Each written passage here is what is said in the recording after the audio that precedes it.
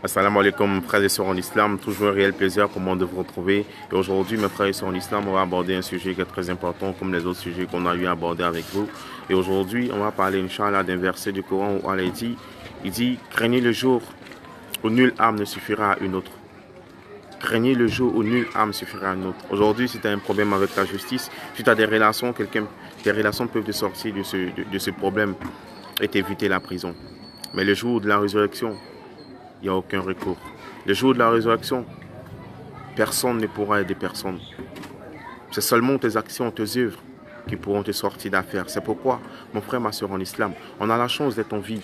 On a la chance d'être en bonne santé. On a la chance d'être encore là.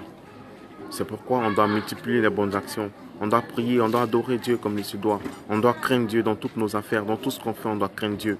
Parce que un jour viendra où on va rendre des comptes. On sera forcé à rendre des comptes. Et il faut savoir qu'aux épaules de chaque homme, il y a deux anges. Des anges qui inscrivent nos actions, bonnes et mauvaises. Mes frères et sœurs en islam, craignons ce jour-là. Ce jour où il n'y a pas de retour possible. Tellement de personnes voudraient revenir sur la terre juste pour prier, juste pour jeûner, juste pour adorer Allah subhanahu wa ta'ala. Mes frères et sœurs en islam, nous sommes encore là et on se rébelle, on refuse de prier, on refuse d'adorer Allah subhanahu wa ta'ala. Quel genre de musulmans sommes-nous devenus? Quel genre de personnes sommes-nous devenus? Mes frères et sœurs en islam, craignons le jour où nulle âme ne suffira à une autre, où ni le père ne pourra sortir son fils d'affaires et ni l'enfant ne pourra sortir son père d'affaires. Il faut craindre Allah, mes frères et sœurs en islam. La crainte de Dieu est le début de la sagesse. Toute personne qui craint Allah saura comment marcher, saura comment vivre. C'est pourquoi, mon frère, ma soeur en islam, on fait des rappels pour dire aux gens qu'il n'est pas tard. Il ne faut pas désespérer de la miséricorde d'Allah. On peut encore s'en sortir, on peut encore se ressaisir, on peut encore changer, on peut encore devenir meilleur. C'est une question de volonté. Une question de volonté et puis demander à Allah subhanahu wa ta'ala d'une facilité. Le jour où nulle âme ne suffira à une autre. Ça fait peur, mes frères et sœurs en islam. Le châtiment de la tombe est une réalité. Et nulle âme n'échappera. Allah dans le Coran dit toute âme goûtera à la mort. Toute âme goûtera à la mort. Vous et moi, nous allons tous mourir. Comme nos grands-pères sont morts. Comme nos amis sont morts. Comme nos frères et sœurs sont morts. Nous allons tous mourir. Et quand on meurt, on aura des comptes à rendre sur la vie qu'on a menée sur la terre.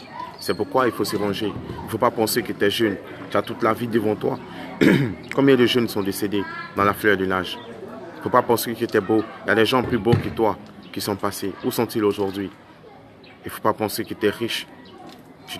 Tu vas tout te permettre. Combien de riches sont passés?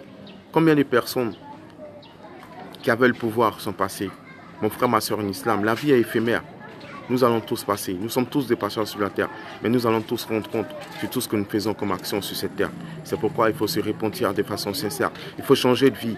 Il faut changer de vie. C'est dans ça que se trouve notre bonheur. Dans le repentir sincère envers notre Seigneur. Et craindre ces jours-là. Quand je vois des personnes aujourd'hui qui ne s'adressent plus la parole. Des personnes aujourd'hui qui veulent le malheur des autres. Des personnes aujourd'hui qui détruisent la vie des autres. Je me demande bien. Qu'est-ce qu'ils ont? Qu'est-ce qu'ils ont dans la tête? N'ont-ils pas compris la religion? N'ont-ils pas compris la vie? La vie est tellement fragile, la vie est tellement éphémère. Du jour au lendemain, on peut partir. Mais quand on part avec quoi? On part avec quoi? Nos fortunes? Nos familles, nos amis? Non, on part avec nos actions. C'est pourquoi il faut multiplier les bonnes actions. Pour ne pas avoir à regretter demain toutes les actions qu'on mène. Ne pas regretter demain. Pourquoi on n'a pas fait cette bonne action? Pourquoi on n'a pas fait ceci? Pourquoi on n'a pas fait ceci? Et pourquoi on a fait cela?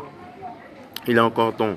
On peut multiplier nos actions. On peut se repentir de façon sincère. On peut changer de vie. Mes frères et sœurs en islam, ne désespérons pas de la miséricorde d'Allah. Mais c'est seulement dans l'accomplissement des bonnes œuvres qu'on aura, Inch'Allah, l'agrément d'Allah subhanahu wa ta'ala. Ressaisissons-nous et implorons le pardon de notre Seigneur. Réformons-nous et craignons ce jour-là où nous serons forcés à nous présenter devant notre Seigneur pour lui rendre compte de tout ce qu'on a fait sur la terre. Juste un rappel, car Allah dans le Coran, il dit rappel, car le rappel profite aux croyants. Sur ce, je vous dis assalamu alaikum et à très bientôt, Inch'Allah, pour d'autres rappels. Espérons, Inch'Allah, que ces rappels-là puissent nous profiter à tous.